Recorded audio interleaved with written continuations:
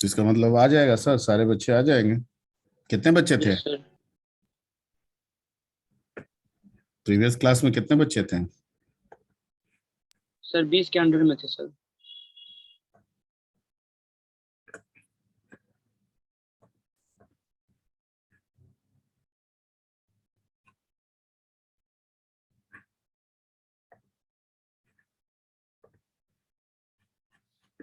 Okay, section 5 5 तक हो गया था ना? Yes sir. चलिए सेक्शन 6।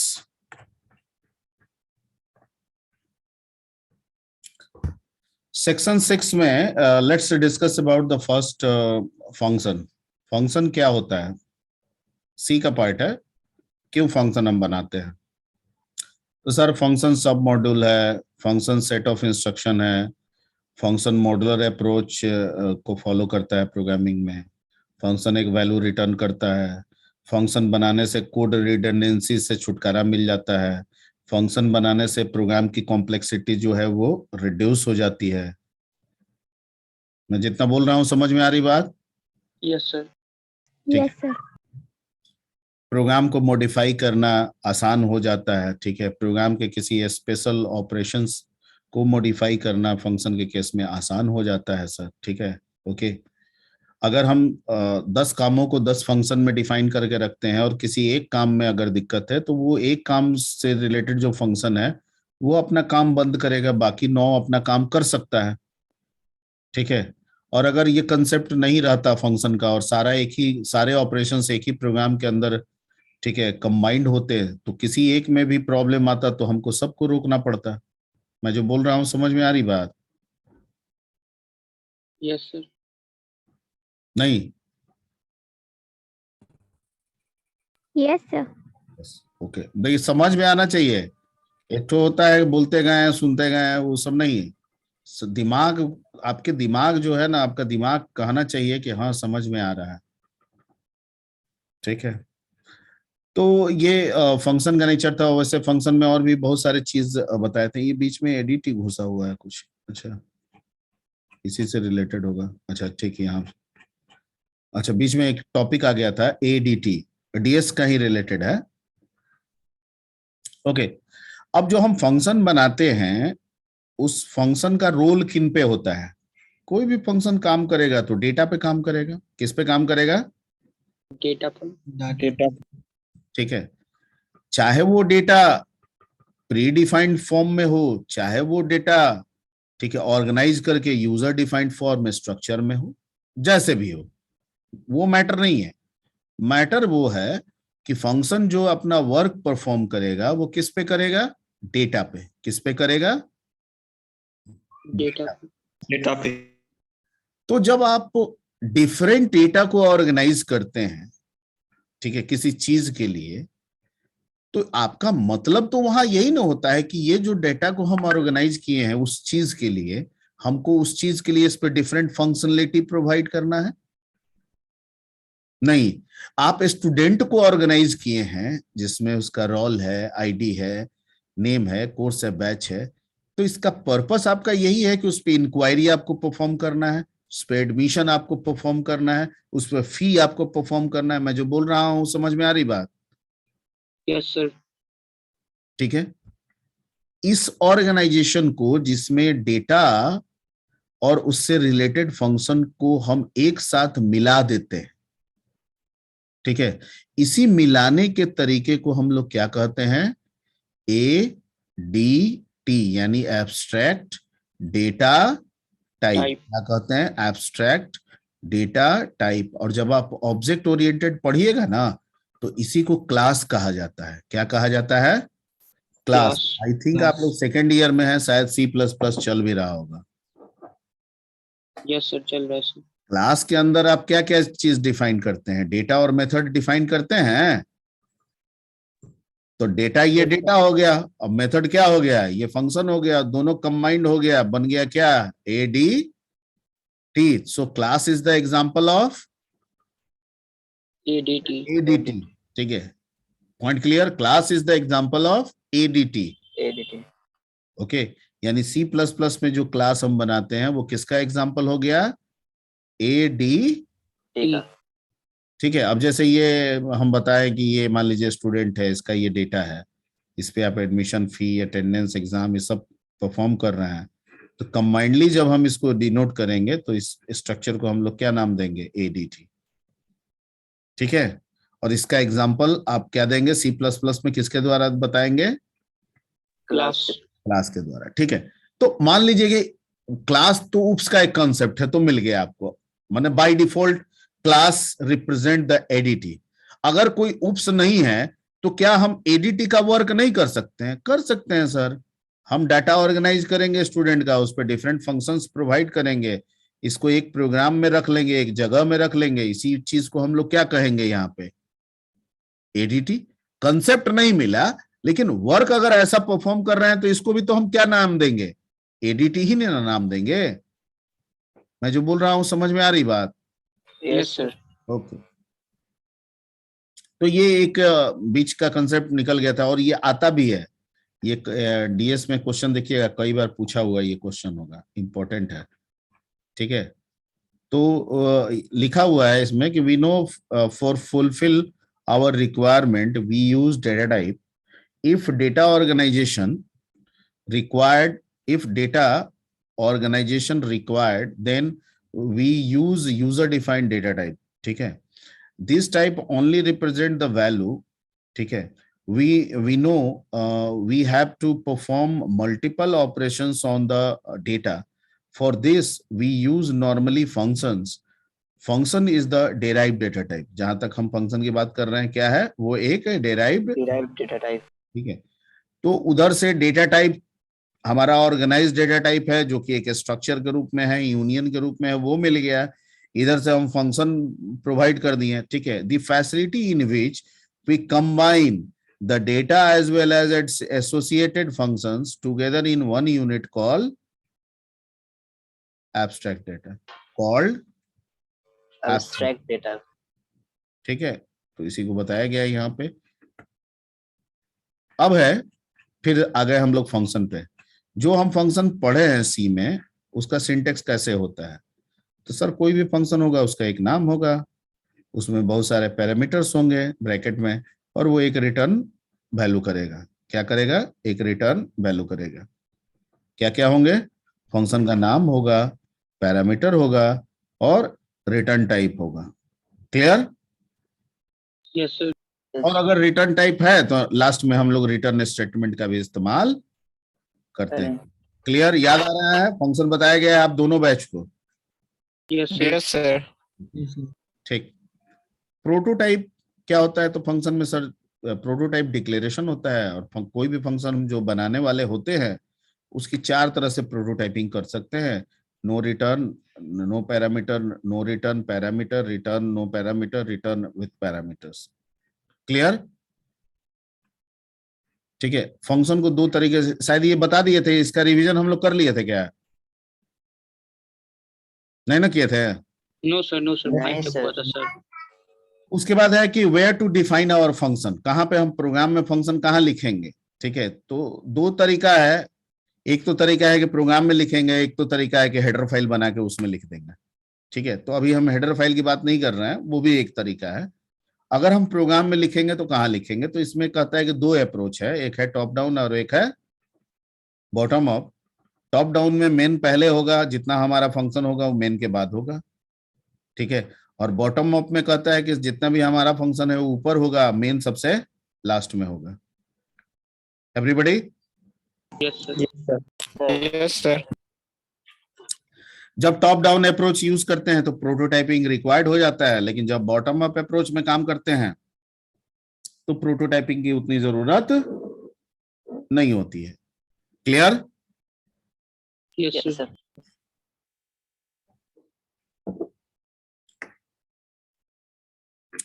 ओके, अब है कि फंक्शन में जो पैरामीटर है वो क्या होता है? तो सर पैरामीटर वैल्यू पास करने के लिए होता है। कितने तरीके के होते हैं? तो सर दो तरीके के होते हैं, एक एक्चुअल होता है और एक फॉर्मल होता है। ठीक है, just give me one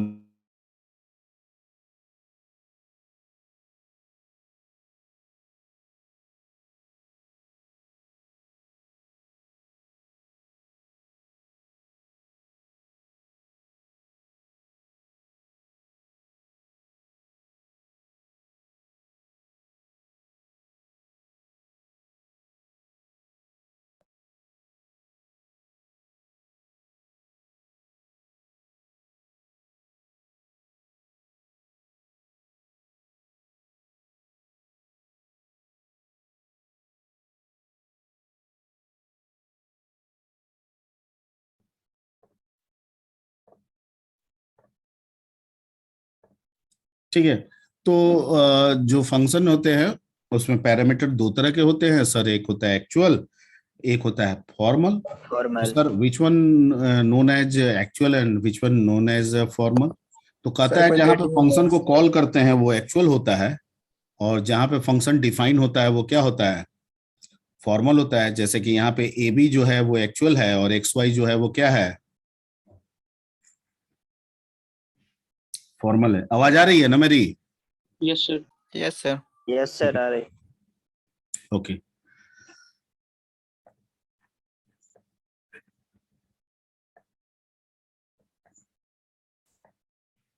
okay, तो ये हो गया आपका एक्चुअल और फॉर्मल। फंक्शन कॉलिंग टाइप क्या होता है? Call by value, call by reference and call by pointer. ठीक है, ये तीनों आधारित है किस पे? इस एक्चुअल और फॉर्मल पैरामीटर पे।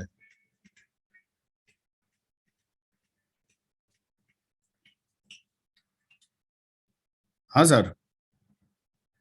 सर कहाँ पे है आप?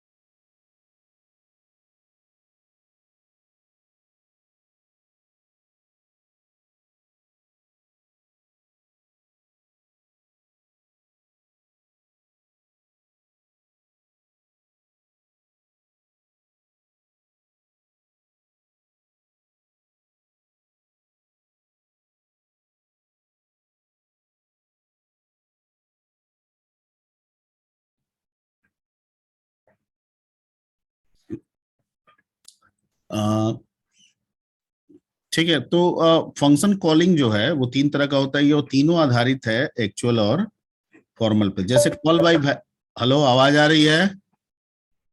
Yes sir. Okay. Call by value में क्या होता है कि एक्चुअल और फॉर्मल दोनों अपना अपना सेपरेट मेमोरी बनाता है, और सेपरेट मेमोरी बनाने के बाद जो एक्चुअल है वो अपने वैल्यू को कॉपी कर देता है। किसके लिए? किसके लिए? फॉर्मल के लिए। एब्सोल्युटली राइट, फॉर्मल के लिए। कॉल बाय रेफरेंस में सिर्फ मेमोरी एक्चुअल का बनता है, और फॉर्मल जो है उस एक्चुअल मेमोरी का, ठीक है, क्या बन जाता है? एलियास बन जाता है। क्या बन जाता है? एलियास। यानी कंसेप्ट एक्चुअल और फॉर्मल पैरामीटर दोनों का होता है, लेकिन कॉल बाय रेफरेंस में जो एक्चुअल मेमोरी एलोकेशन होता है वो एक्चुअल पैरामीटर का होता है, और फॉर्मल पैरामीटर का जो नाम होता है वो एक्चुअल पैरामीटर का ही एलियास बन जाता है। ठीक है, तो पहला वाला में वैल्यू के बीच में कोई लिंक नहीं होता है, दूसरे वाले में वैल्यू के बीच में क्या हो जाता है? लिंक हो जाता है। आप अगर फॉर्मल से कुछ काम कर रहे हैं तो उसका चेंज आपको किस में मिल जाएगा? एक्चुअल में मिल जाएगा। क्लियर? और कॉल बाय पॉइंटर में कहता है कि ये भी कॉल बाय रेफरेंस होता है। अंतर ये होता है कि कॉल बाय पॉइंटर के केस में जो एक्चुअल आर्गुमेंट होते हैं वो पॉइंटर होते हैं, ठीक है, सॉरी, जो एक्चुअल आर्गुमेंट होते हैं, ठीक है, वो एड्रेस होते हैं, और जबकि जो फॉर्मल एड्रेस होता है वो क्या होता है? पॉइंटर होता है। पॉइंटर। Point clear? ठीक है, और ये तीनों तरीका आपको बता दिया गया था, बता दिया गया था सर। ठीक है। Yes sir. ये सब सी है। ठीक, उसके बाद रिवीजन में हम लोग चले थे, आगे बढ़े थे, आगे आगे हम लोग बढ़ के आए थे रिकर्सन पे। ठीक है, क्या है रिकर्सिव फंक्शन? तो जब एक फंक्शन अपने आप को ही बार बार कॉल करे तो उसको क्या कहते हैं? Recursive function. Recursive function. और ऑपरेशन को क्या नाम देते हैं? रिकर्सन। ठीक है, यानी जो बार बार कॉलिंग हो रहा है वो रिकर्सन है, और फंक्शन में हो रहा है इसलिए वो फंक्शन क्या बन गया? Recursive function. रिकर्सिव फंक्शन का बेनिफिट कहाँ है? लूप पे है। लूप का काम हम रिकर्सिव फंक्शन से निकाल सकते हैं, लेकिन रिकर्सिव मेमोरी स्टैक मेमोरी को यूज करता है। स्टैक को यूज करता है, किसको यूज करता है? स्टैक को। इसका मतलब है कि जितना बार ये अपने आप को रिपीट करेगा उतना बफर मेमोरी वो बनाता चला जाएगा, स्टैक मेमोरी बनाता चला जाएगा। ठीक है, जिसकी वजह से सिस्टम का परफॉर्मेंस धीरे धीरे क्या होता चला जाएगा, स्लो हो जाएगा। इसलिए कॉम्प्लेक्सिटी जहां पे हो एल्गोरिथम में, वहीं पे रिकर्सिव फंक्शन का इस्तेमाल करना चाहिए। जो काम आसानी से लूप से हो जाए उसे लूप से ही करना चाहिए। ठीक है, ये भी बताया गया था। उसके बाद आए थे हम लोग स्ट्रक्चर। स्ट्रक्चर क्यों यूज करते हैं सर? डेटा ऑर्गेनाइजेशन के लिए, अलग अलग टाइप के डेटा को मिला के एक बनाने के लिए। कीवर्ड क्या होता है इसको डिफाइन करने का? तो सर स्ट्रक्ट कीवर्ड है। क्या होता है? ये यूजर डिफाइंड डाटा टाइप होता है। ठीक है, स्ट्रक्चर इज रेफरेंशियल स्ट्रक्चर। हाँ सर, कह सकते हैं कि रेफरेंशियल है, क्योंकि बहुत सारे डेटा को ऑर्गेनाइज कर रहा है। इसका मतलब है कि उन अलग अलग ब्लॉक के एड्रेस को ही न समेट के रख रहा है।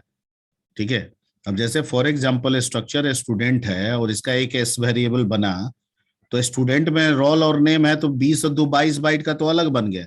तो इस 20 और 2 22 बाइट को एस कैसे रिप्रेजेंट करेगा?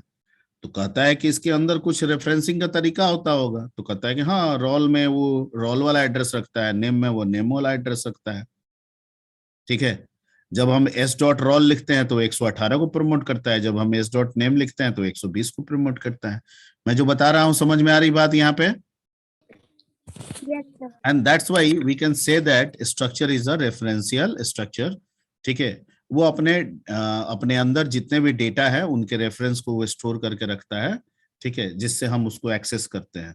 ओके, हम एक्सेस करते हैं नाम लिख के S dot roll S dot name, लेकिन यह हकीकत में रेफरेंस से कराता है। किसके द्वारा कराता है? रेफरेंस। रेफरेंस मतलब एड्रेस। ओके, एक तरीका होता है जिसमें हम लोग बोलते हैं स्ट्रक्चर को, structure is a self referential structure. ठीक है, यानी एक ऐसा स्ट्रक्चर, ठीक है, जो डेटा को तो रखे ही, डेटा का रेफरेंस तो रखे ही, लेकिन साथ साथ अपने जैसा मेमोरी के भी रेफरेंस को रखे। ठीक है, देखिए यहां पे थोड़ा सा अंतर है बोलने में। जब हम रेफरेंशियल स्ट्रक्चर बोलते हैं तो every structure is a referential structure. क्यों? क्योंकि वो अपने अंदर डिफाइंड डेटा के एड्रेस को रखता है। ठीक है, सेल्फ रेफरेंशियल स्ट्रक्चर किसको कहेंगे? जो अपने अंदर डिफाइंड डेटा के भी एड्रेस को रखता है और साथ साथ अपने जैसा अगले वाले ब्लॉक, ठीक है, आने वाले किसी ब्लॉक का भी एड्रेस रखता है। ठीक है, जैसे ये स्टूडेंट डेटा का रेफरेंस कौन कौन रखा? रोल रखा सर। किसका रखा सर? नेम का रेफरेंस। अगर ये दोनों रहता तो रेफरेंशियल रहता, लेकिन इसने क्या रख लिया? अपने जैसा भी तो एक ब्लॉक का एड्रेस रख लिया, पॉइंटर। ठीक है, तो इस लाइन के आ जाने से ये जो स्टूडेंट स्ट्रक्चर है वो क्या बन गया? Self referential structure. क्या बन गया? Self-referential. ठीक है, अगर ये लाइन नहीं होता, ये वाला लाइन नहीं होता, ये वाला लाइन, ये वाला, तो क्या ये नहीं होता तो क्या हम सेल्फ रेफरेंशियल स्ट्रक्चर कहते हैं? No, sir. ठीक है, इस लाइन के आ जाने से ये क्यों सेल्फ रेफरेंशियल हो जा रहा है? क्योंकि इस लाइन के आ जाने से स्टूडेंट में एक नया ब्लॉक इस पॉइंटर का बन जा रहा है, जो अगले स्टूडेंट के ब्लॉक का ही एड्रेस रख रहा है। इसलिए इसको हम लोग क्या कहेंगे? सेल्फ रेफरेंशियल स्ट्रक्चर, जैसे लिंक लिस्ट में होता है। अब ये मान लीजिए कि एक स्ट्रक्चर है आपका, ये आपका एक दूसरा स्ट्रक्चर है, तो इस स्ट्रक्चर में डेटा तो है ही, साथ साथ ये अपने अगले ब्लॉक जिसका एड्रेस क्या है 135, उसको भी तो रख लिया। इसलिए इसको हम लोग क्या कहेंगे? Self referential structure. कुछ समझ में आ रहा है? हम रिवाइज कर रहे हैं, आपको समझना आपको है, हम अपने तरफ से पूरी कोशिश करेंगे। किसी लाइन में भेद हो, किसी लाइन में दिक्कत हो, पूछना आपका काम है। सर लिंक लिस्ट में तो यही यूज होता है। बिल्कुल बिल्कुल, बिना इसके तो हम एक कदम बढ़ नहीं सकते हैं, इसके बिना हम एक कदम नहीं आगे बढ़ सकते हैं। ठीक है, पूरा लिंक लिस्ट किस पे आधारित है? Self referential structure. ठीक है, ओके, हम ऐसे बनाते चले जाएंगे, पहला वाला में दूसरा का एड्रेस, दूसरा वाला में तीसरा का एड्रेस, तीसरा वाला में ऐसे रखते जाएंगे और पहला का एड्रेस किसी एक पॉइंटर को बता देंगे। ठीक है, अब ये P जो है पहला को बता देगा, पहला का ये वाला पॉइंटर देखेंगे तो दूसरा बता देगा, दूसरा का ये वाला पॉइंटर लेंगे तो क्या बता देगा, अगला वाला को बता देगा, मेरा काम हो जाएगा। ठीक है, ओके। उसके बाद थोड़ा सा पॉइंटर का डिस्कस किए थे कि पॉइंटर क्या है। तो पॉइंटर का दो बेसिक काम है, एक है डायरेक्ट मेमोरी एक्सेस करना, ठीक है, यानी कोई भी मेमोरी जो कंपाइल टाइम पे ही भले क्यों ना अलॉट हुआ है, अगर उसका एड्रेस पॉइंटर के पास है तो उस मेमोरी को हम डायरेक्ट एक्सेस करेंगे, ठीक है, इनडायरेक्ट नहीं होगा। तो डायरेक्ट एक्सेस करने से सीधे हम एप्रोप्रिएट मेमोरी पे जाएंगे, मेमोरी से वैल्यू लेके आएंगे, प्रोग्राम का एग्जीक्यूशन स्पीड क्या हो जाएगा, फास्ट हो जाएगा। दूसरा डायनेमिक मेमोरी यूज करने के लिए, क्या यूज करने के लिए है, डायनेमिक मेमोरी, क्या यूज करने के लिए है, डायनेमिक मेमोरी। डायनेमिक मेमोरी, ठीक है। डायनेमिक मेमोरी को रन टाइम मेमोरी भी कहा जाता है। ओके, जैसे हमारा हमेशा काम कंपाइल टाइम में क्या होता है, आपको कोई भी चीज, कोई भी डेटा, कोई भी लिस्ट बनाना है तो उसके साइज को आपको पहले ही प्रोग्राम में दे देना होता है। जैसे एरे, तो आप एरे बनाते हैं तो 10, 20, 50 लिखते हैं ना जी। तो क्या आप हर वो लिस्ट जो आप बनाते हैं या बनाएंगे, क्या आपको पहले से पता होता है कि उसमें उतने वैल्यू आने वाले हैं? मान लीजिए कि आप दिन का लिस्ट बना रहे हैं तो आपको पता है कि 7 दिन आने वाले हैं।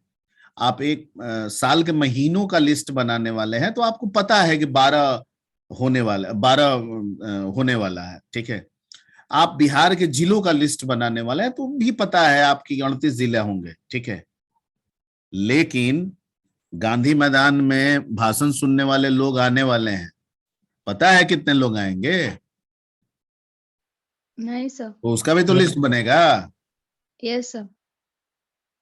बनेगा ना। आज एग्जामिनेशन है, कितने लोग एग्जाम देने आएंगे पता है? अप्रोक्स में बता सकते हैं ना सर? अप्रोक्स नहीं बता, अप्रोक्स से काम नहीं चलता है, एग्जैक्ट पे काम चलता है। हमको सिर्फ ये पता है कि टोटल इनरोलमेंट मेरा 2000 है, ठीक है। तो हम ये मान के चल सकते हैं कि 2000 बच्चे मैक्सिमम आके एग्जाम देंगे, लेकिन क्या हम गारंटी देंगे कि 2000 बच्चे आएंगे? नहीं आएंगे, ठीक है। 1800 आ सकते हैं, 1700 आ सकता है ना। Yes sir. ठीक है, तो वैसे केस में अगर हम व्यवस्थाओं को 2000 लेके चलें, वैसे तो एग्जाम में 2000 है तो 2000 की व्यवस्थाएं लेके चली जाती हैं, क्योंकि उसमें रन टाइम वाला नहीं दिमाग लगाया जाता है, ठीक है।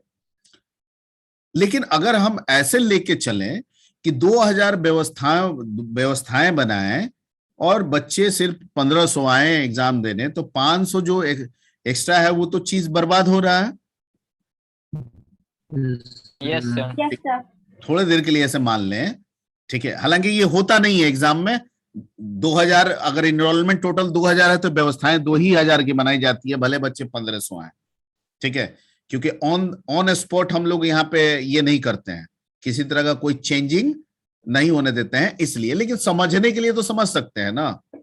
मान लीजिए कि 2000 कंप्यूटर्स हैं और 2000 बच्चों को एग्जाम देना है, ठीक है। तो हमने तो 2000 कंप्यूटर लगा दिया, ठीक है। कुछ हम अपने पर्सनल काम में भी कर रहे हैं तो वो सब भी कंप्यूटर लगा रख दिया, सब अटैच करके 2000 कर दिया। बच्चे 1500 आए एग्जाम देने, तो 500 कंप्यूटर, तो जितने ड्यूरेशन में एग्जाम चला वो 500 कंप्यूटर का तो हम कोई यूटिलाइजेशन नहीं कर पाए, हम अपने काम को भी छोड़ के लगा दिए थे। ओके, तो अच्छा तरीका क्या है? अच्छा तरीका यही है ना, समझने के व्यू पॉइंट से, हालांकि ये फिजिबल नहीं है कंप्यूटर एग्जाम वाला में, मैं सिर्फ समझाने के व्यू पॉइंट से बता रहा हूं कि ये है कि सर मान लीजिए कि ठीक है हमारे पास 2000 कंप्यूटर की व्यवस्था है, तो हम एक काम करते हैं ना, ठीक है।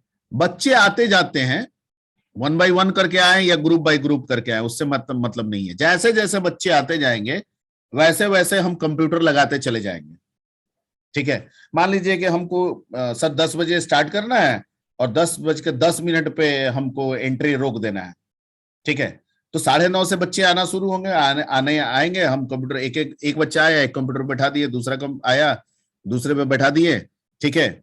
इस तरह से 10:10 तक एंट्री देखें 2000 कंप्यूटर है, 1500 बच्चा आया, 500 कंप्यूटर हटा लिए। मैं जो बोल रहा हूं समझ में आ रही बात?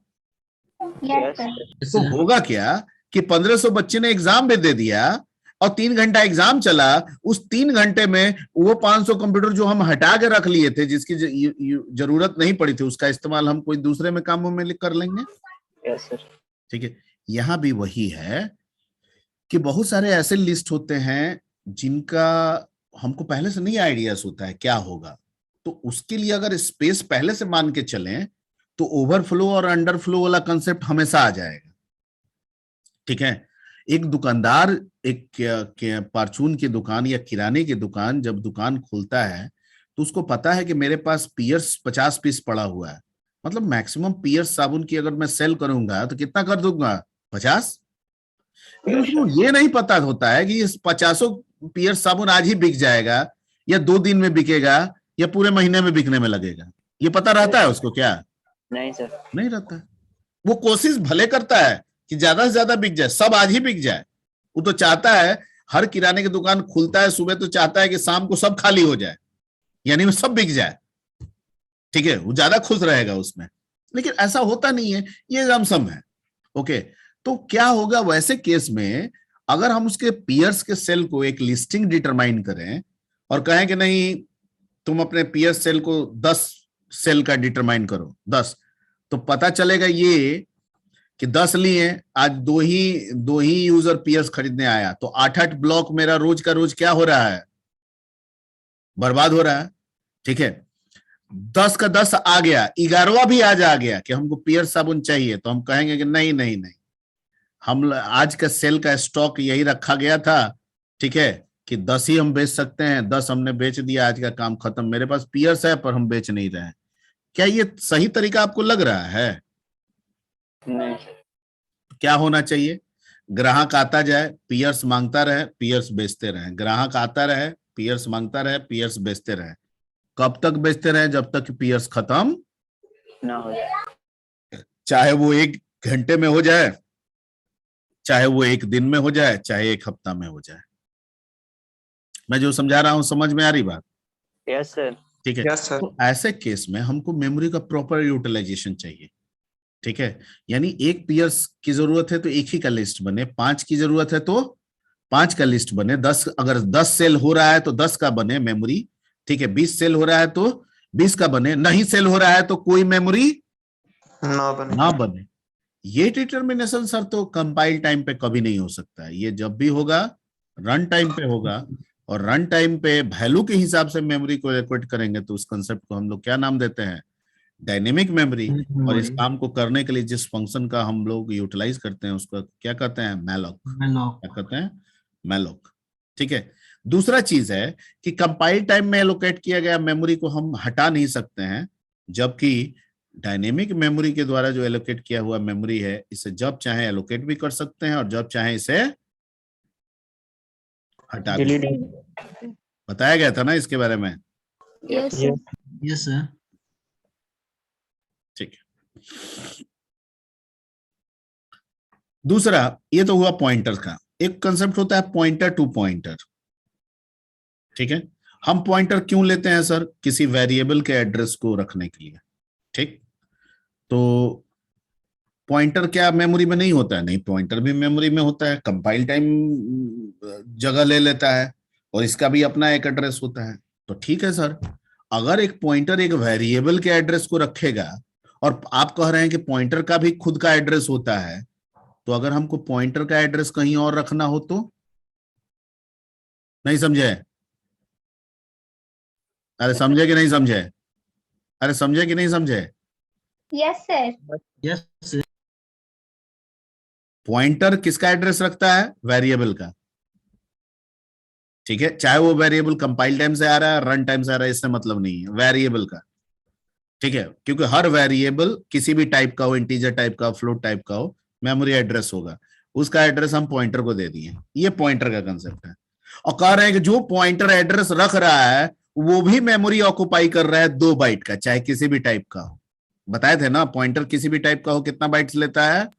2 बाइट्स। 2 बाइट्स। तो उस 2 बाइट्स का भी तो एड्रेस होगा, तो कहता है हाँ।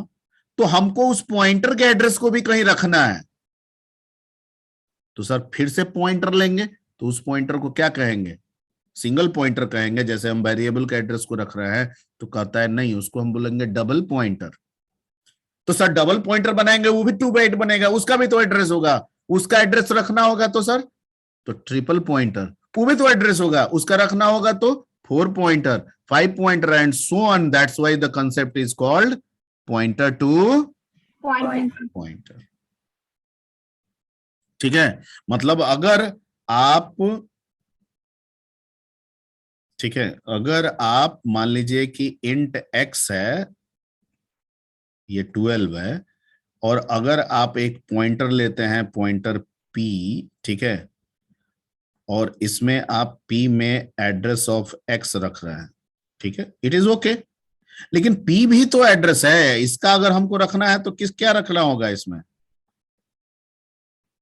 q, ठीक है, तो q बराबर हम क्या रखेंगे? एड्रेस ऑफ किसका? समझ में आ रहा है? Yes sir. तो नॉर्मल, जब नॉर्मल वेरिएबल के एड्रेस को रखना है तो सिंगल पॉइंटर, सिंगल पॉइंटर के एड्रेस को कहीं रखना है तो उसके लिए हमको क्या चाहिए? डबल पॉइंटर, और डबल पॉइंटर के एड्रेस को कहीं रखना है तो उसके लिए क्या चाहिए? Triple pointer and so on. That's why the concept is known as pointer to pointer. Pointer to pointer. Clear? ठीक है, एनी डाउट? No sir. ठीक, तो यहाँ 6 हो गया, अब आते हैं 7 में। डायनेमिक मेमोरी एलोकेशन के बारे में यहाँ पे बताया गया था कि कैसे होता है। डायनेमिक एलोकेशन का मेमोरी का मतलब हो गया टू अलॉट मेमोरी का कब? Run time. Run time. Malloc free है इसके लिए, मेलोक अलॉट करने के लिए, डी अलॉट करने के लिए, डी एलोकेट करने के लिए क्या है? एलोकेट करने के लिए मेलोक, डी एलोकेट करने के लिए फ्री। ठीक है, अब जैसे मान लीजिए कि रन टाइम पे इंटीजर एक पॉइंटर ले लिए a, और रन टाइम पे 2 बाइट का हम मेमोरी अलॉट किए, तो 2 बाइट का मेमोरी अलॉट हुआ, किसके पास एड्रेस चला गया?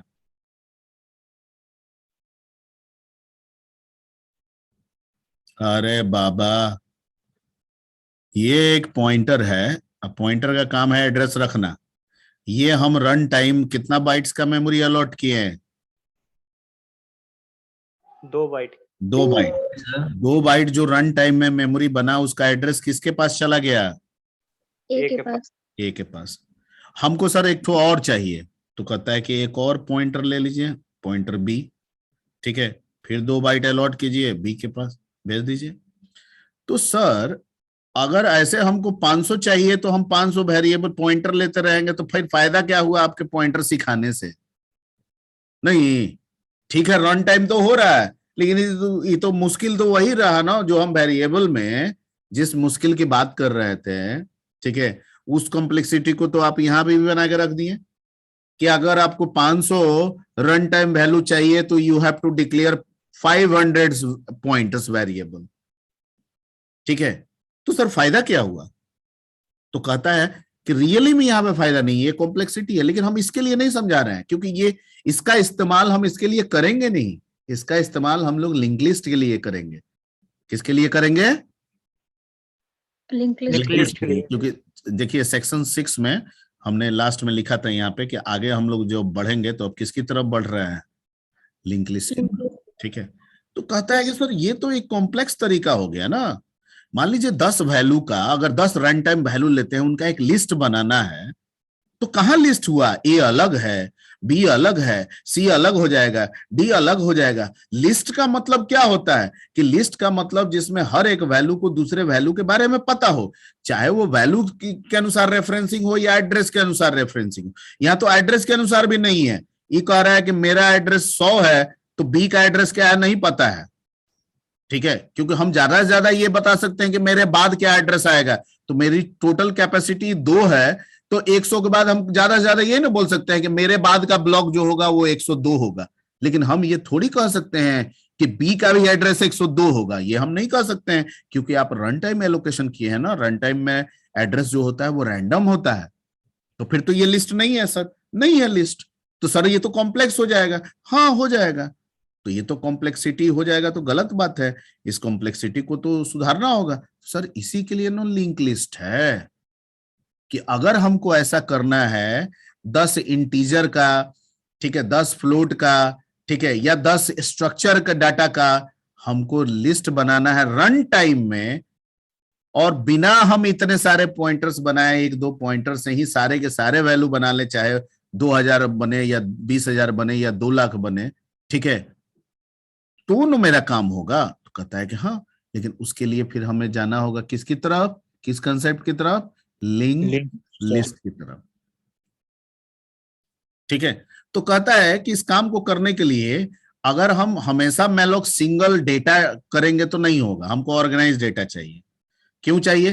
क्योंकि अगर मान लीजिए हमारी जरूरत इंटीजर का है तो ठीक है इंटीजर रखेंगे, लेकिन उसके साथ साथ हमको ब्लॉक के एड्रेस को रखने के लिए भी क्या चाहिए, एक इंटरनल पॉइंटर चाहिए। तो एक सेल्फ रेफरेंशियल स्ट्रक्चर तैयार करेंगे। क्या तैयार करेंगे?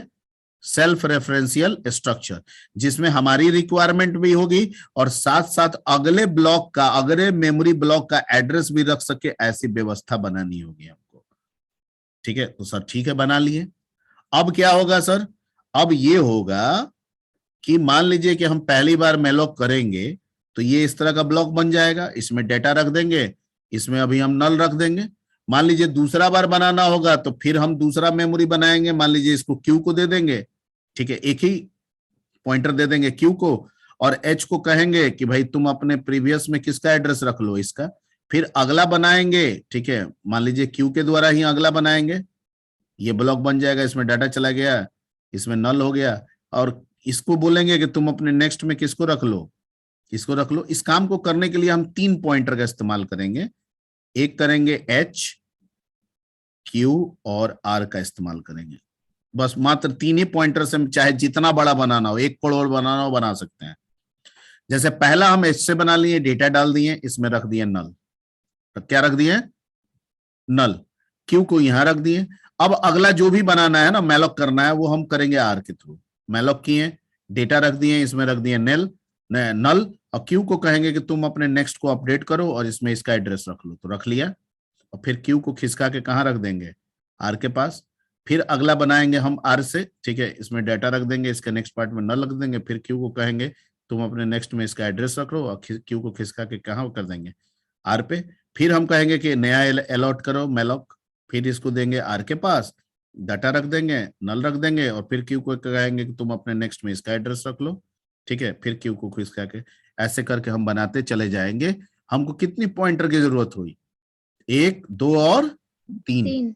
मात्र 3 पॉइंटर के यूज से इस लिस्ट को हम तब तक बना सकते हैं जब तक कि हमारा एग्जिस्टिंग रैम मेमोरी एंड ना हो जाए, ठीक है। यानी लाखों करोड़ों वैल्यूज का हम एक लिस्ट क्रिएट कर सकते हैं रन टाइम पे। इसी प्रोविजन को हम लोग नाम दिए लिंक लिस्ट, ठीक है। अगला इसी से स्टार्ट हुआ होगा, यहीं से स्टार्ट हुआ, ठीक है। Link list. तो लिंक लिस्ट क्या है? तो डायनेमिक लिस्ट है। Link list is a linear data structure. In link list each element block, आप एलिमेंट बोलिए, ब्लॉक बोलिए, नोड बोलिए, तीनों बात एक ही है। नोड ज्यादा इस्तेमाल में होने वाला वर्ड है। लिंक्ड विथ नेक्स्ट और एंड प्रीवियस नोड। इसमें हर एक नोड, ठीक है, अपने पहले या बाद वाले नोड के साथ क्या होता है? लिंक होता है। लिंक का मतलब क्या होता है? यहाँ पे एक नोड अपने अंदर अगले या पिछले नोड का क्या रखता है? एड्रेस रखता है। इसी प्रोसेस को क्या कहते हैं? लिंक कहते हैं, ठीक है। The meaning of linked is that each node having address of next और प्रीवियस नोड, ठीक है। In link list the node having at least 2 section, कम से कम कितने सेक्शन होने चाहिए? 2 से ज्यादा भी हो सकता है। जैसे डब्ल्यू पढ़े थे तो उसमें 3 था, ठीक है, जिसमें एक सेक्शन किसको रिप्रेजेंट करेगा? डेटा को, और दूसरा सेक्शन किसको रिप्रेजेंट करेगा? एड्रेस को, ठीक है। Because one section holds data and another section holds address, so we should combine or organize the 2 section in one unit by using a structure. चूंकि ये 2 अलग अलग चीज है, दोनों का अलग अलग काम है, तो हमको दोनों को एक साथ कंबाइन करना होगा। इसलिए हमें किसकी जरूरत पड़ेगी? स्ट्रक्चर की। तो अब ये नोड जो है, इस नोड का अगर स्ट्रक्चर लिखना हो तो कुछ इस तरह से लिखेंगे। Typedef struct node data और नोड एड्रेस, तो इसका मतलब कि जो ब्लॉक बनेगा वो कुछ इस तरह से दिखेगा। समझ में आ रही बात? लिखे कोड इस तरह से है, बना इस तरह का है, ठीक है। When we store our data using linked list, then there is normally no concept of overflow and underflow. ठीक है, हमको पता है कि तब तक ये हम बना सकते हैं जब तक कि मेमोरी फुल ना हो जाए, और मेमोरी हमारा कब फुल होगा ये हम पहले से प्री डिटरमाइंड नहीं है, नहीं हमको कोई बताया है। ज्यादा से ज्यादा हम रैम मेमोरी को बार बार चेक कर सकते हैं, यही ना कर सकते हैं, पर वो कब फुल होने वाला है इसका डिटर्मिनेशन मेरे पास पहले से नहीं है, ठीक है। तो सामान्यतः इसमें कह रहा है ओवरफ्लो और अंडरफ्लो का कंसेप्ट नहीं होता है, ठीक है। Okay, it is so because link list uses memory at run time, और ऐसा इसलिए भी है क्योंकि ये मेमोरी को कब यूज कर रहा है? रन टाइम में, रन टाइम में, ठीक है। Link list is efficient because of we can remove the memory which is occupied by the by node of link list. हम लोग आराम से जो भी लिंक लिस्ट में जो नोड ऑक्युपाई किए हैं उसे आराम से हम जब चाहे क्या कर सकते हैं? रिमूव कर सकते हैं जब चाहे।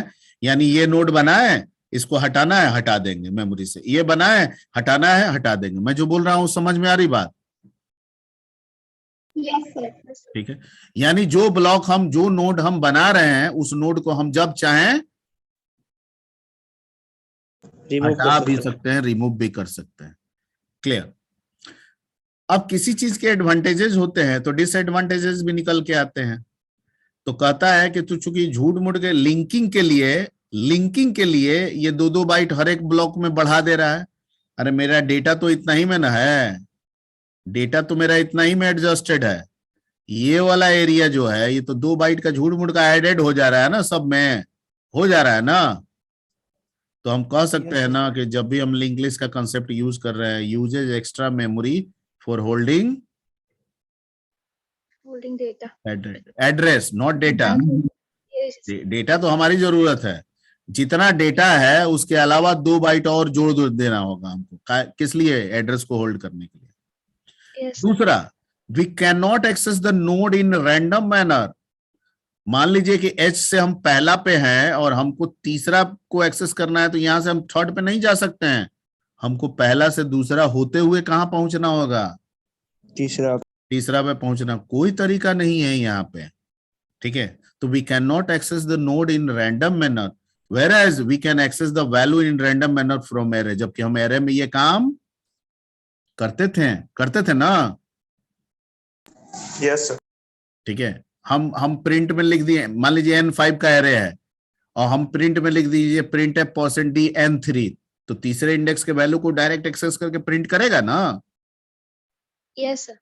लिंक लिस्ट में ऐसा नहीं होगा, ठीक है। It means for every operation we should start from node first. इसका मतलब हम ये भी समझेंगे कुछ भी करना है, कोई भी काम करना है, हमेशा हमको कहां से शुरू करना होगा? फर्स्ट से। 5वें पे भी जाना है तो हमको फर्स्ट से ही शुरू करना होगा। 5वें पे इंसर्ट करना है, फर्स्ट से करना होगा। 5वें को डिलीट करना है, फर्स्ट से करना होगा। डिस्प्ले करना है, फर्स्ट से करना होगा, ठीक है। एक लिस्ट को दूसरे लिस्ट से जोड़ना है, फर्स्ट से कोई भी काम कहां से करना होगा? फर्स्ट से ही करना होगा, ठीक है। ओके, अब इस फर्स्ट नोड को जो रेफर करने वाला जो पॉइंटर होता है, उस पॉइंटर को हम लोग स्टार्ट भी कह सकते हैं, हेड भी कह सकते हैं, फर्स्ट भी कह सकते हैं, इनिट भी कह सकते हैं। अलग अलग बुक में अलग अलग मिल जाएगा। हम लोग ज्यादातर इसको क्या कहेंगे? हेड बोलेंगे, ठीक है। मतलब मैं आपको कोई रिस्ट्रिक्शन नहीं दे रहा हूं कि मैं हेड बता रहा हूं तो आप भी हेड करें, समझे। आपको स्टार्ट पसंद है स्टार्ट लिखिए, फर्स्ट पसंद है फर्स्ट लिखिए, इनिट पसंद है इनिट लिखिए, और कुछ और भी अगर वर्ड्स हैं तो वो भी आप लिख सकते हैं, कोई रिस्ट्रिक्शन नहीं है। ओके, ठीक है सर। हम जो लिंक लिस्ट बनाएं या सीखें उसमें काम क्या क्या होगा? लिंक लिस्ट तो एक ब्लॉक है, नोड है। नोड के लिए आपने स्ट्रक्चर बता दिया, स्ट्रक्चर बना देंगे, उसके बाद हम मेलॉक को अलग करेंगे क्या? मेलॉक करके करेंगे क्या क्या, कौन कौन से ऑपरेशंस? तो कहता है कि कोई भी लिंक लिस्ट की बात होगी तो सबसे पहला काम तो होगा क्रिएट, उसके बाद क्या होगा, क्रिएट हो चुका है तो दिखाइए, डिस्प्ले कीजिए, मतलब शो या ट्रैवर्स। उसके बाद है कि कोई नया अलग से नोड है तो उसको जाके क्या कीजिए, इंसर्ट कीजिए। कोई नोड बन चुका है उसको क्या कीजिए, डिलीट कीजिए। एक लिस्ट है, दूसरा लिस्ट है, उस दोनों को आपस में क्या कीजिए, मर्ज कीजिए, कॉन्केट कीजिए, रिवर्स कीजिए, सॉर्ट कीजिए। ये सारे क्या है इसके ऑपरेशन। Yes sir. सर यहाँ पे कॉन्केट मतलब? कॉन्केट का मतलब होता है दो चीजों को जोड़ना, मिला देना। सर मर्ज भी मतलब तो नहीं होता है? हाँ नहीं, मर्ज और कॉन्केट में अंतर है थोड़ा सा, ठीक है। कॉन्केट का मतलब ये होता है, जैसे मान लीजिए एक ट्रेन है, ठीक है, कोई ट्रेन है, ए ट्रेन है जिसमें 10 बोगी लगी हुई है। एक ट्रेन बी है, ठीक है, जिसमें 8 बोगी लगी हुई है।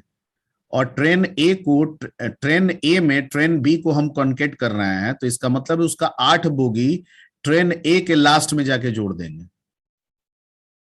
कहां जोड़ देंगे, लास्ट में। तो इसका मतलब है कि उसका तो 10 बोगी जो था वो था ही, इसका 8 में जो पहला होगा वो 11वां बन जाएगा। समझ में आ रही बात? यस। ओके, तो इस प्रोसेस को हम लोग कहते हैं क्या, कॉन्केट। और मर्ज कहते हैं कि मान लीजिए ए में 10 बोगी है, बी में 8 बोगी है, तो एक ए का बोगी लीजिए और एक बी का बोगी रख दीजिए, फिर एक ए का बोगी लीजिए, फिर एक बी का बोगी रख दीजिए। ऐसे प्रोसेस को हम लोग क्या कहते हैं, मर्ज। मर्ज। अब ये जरूरी नहीं है 1 by 1 ही हो सकता है, 2 ए का ले लीजिए, एक बी का ले लीजिए, हमारी जरूरत जैसे ही है वैसे करेंगे, लेकिन this also be called merge. Clear? Yes sir. चलिए, तो आज टाइम खत्म हो गया, आज यहीं तक रखते हैं। नेक्स्ट क्लास में इससे आगे और हम लोग रिवाइज करेंगे, ठीक है ना। एक क्लास हमको लग रहा है और चलेगा, उसके बाद हम लोग फिर अपने अगले पड़ाव की तरफ बढ़ जाएंगे। Okay, okay sir. Thank you. Thank you.